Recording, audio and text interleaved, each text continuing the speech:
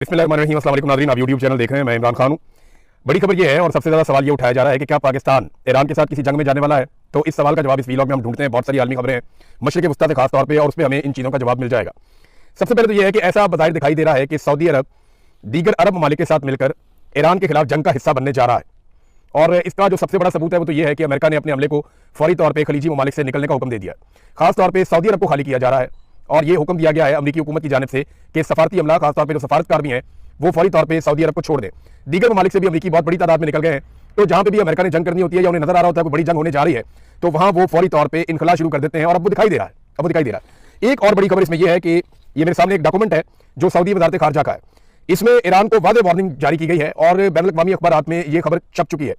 Saudi अरब ने ईरानी मौक़िफ़ को गलत करार दिया कि हमारी सरजमीन ईरान के खिलाफ इस्तेमाल हो रही है।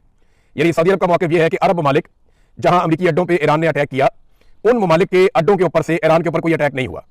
तो फिर ईरान के ऊपर अटैक हुआ कहां से? ये सवाल अपनी जगह मौजूद रहेगा। लेकिन सऊदी अरब का मौक़िफ़ यह है कि ईरानी सदर का दावा भी गलत है कि हमारे मुल्क से या हमारी बेसिस से, जो यहाँ पे बेसिस है अमेरिकन की, वहां से इनका दावा है कि ईरान के ऊपर हमला नहीं हुआ। और ईरान ने जो हमले किए हैं, जिनको ईरान जवाबी हमले कहता है, वो बिला जवाब है। सऊदी अरब ने सख्त अल्फाज इस्तेमाल किए हैं और साफ ईरान को एक तरह से जंग का नोटिस या धमकी दी है। और पाकिस्तान ने जो है उसके बाद ये स्टेटमेंट दिया है कि हम सऊदी अरब के साथ या सऊदी हुकूमत के साथ एक दिफाई मुआहदे में है। ये पाकिस्तान ने कहा है इस सिचुएशन के बारे में। अब पाकिस्तान ने क्या किया और पाकिस्तान क्या जंग में उतर सकता है, यही है अब तक का सबसे बड़ा सवाल। तो सबसे पहले तो आप ये देख लें कि प्रोफेसर जियांग, जिनके बहुत सारे इंकशाफात या बहुत सारी उनकी पेशन गोइयां वो बिल्कुल दुरुस्त साबित हो रही हैं। ये चाइनीज प्रोफेसर हैं। प्रोफेसर जियांग ये कहते हैं कि अगर जंग बढ़ी तो पाकिस्तान का बड़ा अहम किरदार इसमें हो जाएगा। अब पाकिस्तान एक दिलचस्प सूरत हाल में, क्योंकि 12 रोजा जंग के दौरान पाकिस्तान ने ईरान की हिमायत का इजहार किया था, लेकिन चंद माह बाद पाकिस्तान ने सऊदी अरब के साथ एक बाहमी दिफाई मुआहदा कर लिया। ये जो 12 रोजा जंग थी, ये पिछली थी जो जून 2025 में हुई थी। उस जंग के बाद पाकिस्तान ने सऊदी अरब के साथ एक दिफाई मुआहदा कर लिया था, जिसका मतलब यह है कि अगर सऊदी अरब पर हमला हुआ तो पाकिस्तान उसके दिफा के लिए सामने आएगा। प्रोफेसर जियांग के मुताबिक अगर इसराइल सऊदी अरब के खिलाफ मजीद फॉल्स फ्लैग कार्रवाइयां करने में कामयाब हो जाता है और सऊदी अरब ईरान के खिलाफ जंग का ऐलान कर देता है, तो इस मुआहदे के तहत पाकिस्तान को भी ईरान के खिलाफ जंग में शामिल होना पड़ सकता है। उन्होंने कहा कि यह इम्कान भी हो सकता है कि अमेरिका ईरान के खिलाफ जमीनी रास्ता जब इस्तेमाल करे तो पाकिस्तान के जमीनी रास्ते से वो लड़ाई शुरू कर दे, क्योंकि ईरान का जनूब मशरकी इलाका निस्बतन ज्यादा कमजोर समझा जाता है, जबकि शुमाल मगरबी हिस्सा ईरान का जो है वो मजबूत है। यानी जो ईरान का एरिया तुर्की के साथ या इराक के साथ लगता है, वहां पे माजी में बहुत लड़ाइयां भी उन्होंने लड़ी है। तो उन्होंने अपना सारा जो मिलिट्री इंफ्रास्ट्रक्चर है वो वहां पे डेवलप किया है, यहाँ पे उन्होंने नहीं किया। पाकिस्तान की तरफ से उनको लगता था सत्ते खैरा ने, लेकिन यहाँ पे वो कमजोर है और ये कहा जा रहा है कि इधर से भी लड़ाई शुरू हो सकती है, अमेरिका ये रास्ता इस्तेमाल कर सकता है। बहरहाल ये तो वक्त बताएगा कि क्या किया जाएगा। लेकिन इस वक्त इसराइल को बहुत मार पड़ रही है और इस लड़ाई का अगर कोई सबसे बड़ा बेनिफिशियरी बनने जा रहा है तो वो इसराइल ही होगा। इसराइल के अलावा कोई नहीं होगा, क्योंकि इसराइल में कभी भी इतने बम नहीं गिरे, इतने मिसाइल नहीं गिरे। इसराइल ने वहां पे जितने भी कैमराज हैं, फुटेज हैं, सारी खत्म कर दी है और वो किसी को अलाउ नहीं कर रहा कि सोशल मीडिया के इस्तेमाल के जरिए से तबाही का कोई मंजर बाहर निकाले। आप गौर करें, जब इसराइल ईरान को मारता था या गजा के शहरियों को मारता था और उस वक्त जब रॉकेट चलते थे और सुरंगों के अंदर जाते थे या जेर जमीन पनागाहों के अंदर चले जाते थे इसराइली, तो तब बड़ी वीडियोज आती थी नीचे से, तब बहुत सारे मनाजिर आपको दिखाई देते थे। लेकिन अब बिल्कुल कोई किसी किस्म का मंजर दिखाई नहीं दे रहा, फुटेज नहीं आ रही, वीडियोज नहीं आ रही। इसराइली शहरी सारे के सारे कहाँ गए कुछ पता ही नहीं चल रहा। वो एक शदीद ज़हनी तनाव और दबाव का शिकार है और वो ज़हनी मरीज बनते चले जा रहे हैं जो इसराइल के शहरी हैं। और जेर जमीन बंकर भी अब उनके महफूज नहीं रहे।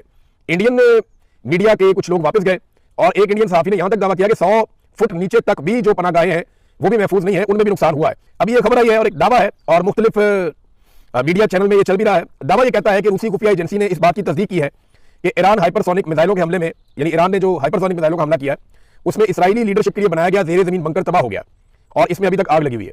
यानी बंकर भी उतने महफूज नहीं रहेंगे, मिसाइल बहुत बड़े और बहुत हैवी हथियार जो है वो इस्तेमाल हो रहे हैं। बंकर में इसराइली हुकूमत, ब्यूरोक्रेसी और फौज के आला हुकाम पनाह लेते थे।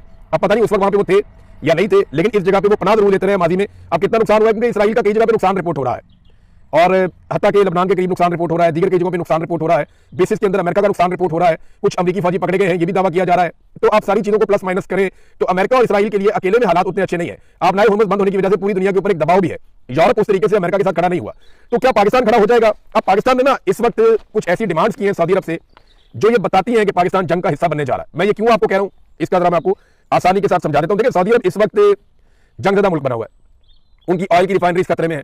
अब नए हुर्मुज़ बंद है, उनकी तजारत भी बंद है, सऊदी अरब के अंदर बम भी गिर रहे हैं और सऊदी अरब के अंदर कारोबारी जिंदगी मुअत्तल है, खराब हुआ है। अब ऐसी सूरत हाल में जब एक मुल्क इतने दबाव में हो तो क्या दूसरा मुल्क उससे पैसे मांग सकता है, उससे माल का तकाजा कर सकता है?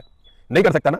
ये इखलाकी नुक्ता नजर से भी जायज नहीं है और किसी भी हवाले से आप देखें तो जायज नहीं है। लेकिन पाकिस्तान ने ऐसे वक्त में जब सऊदी अरब शदीद दबाव में है, पाकिस्तान ने खतरात से घिरे हुए एक मुल्क से उसके तेल के रस्ते बंद होने के बावजूद, माशी दबाव के बावजूद पैसा मांग लिया है। पाकिस्तान ने मांगा क्या, ये जरा आप देख लीजिए, इसमें आपको सारी कहानी मिल जाएगी। ये दुनिया भर के मीडिया में छप गया। 10 साल के लिए पाकिस्तान ने $5 अरब का डिपॉजिट मांगा है कि हमें कर्जा दे दें आप, $5 अरब। और 10 साल के लिए वो डिपॉजिट आप हमारे पास रखें। अच्छा याद रखिएगा, सऊदी अरब का पहले ही पैसा पाकिस्तान के पास है, तो बहुत मुमकिन है ये वही पैसा जो है उसको 10 साल के लिए पाकिस्तान कह रहा है कि आप इसको हमारे अकाउंट में रहने दें, पैसे को आप ये पैसा अगले 10 साल तक हमारे अकाउंट से ना निकालें। 8 चीजें मांगी है पाकिस्तान ने सऊदी अरब से, जो 2 बड़ी चीजें मैं आपको बता देता हूं। नंबर 1 तो ये है कि 10 साल के लिए $5 अरब आप हमारे कौमी खजाने में जमा रहने दें। नंबर 1, ये पैसा हम वो दे नहीं देंगे लेकिन हमारे कौमी खजाने में जमा रहेगा। नंबर 2, $5 अरब की तेल की सहूलत हमें दी जाए, यानी जो उधार तेल लेता है सऊदी अरब उसकी मिकदार जो है वो $5 अरब तक कर दे। पहले मेरे ख्याल में 1.2 अरब डॉलर थी, किसी दौर में ये $2 अरब भी थी, लेकिन अब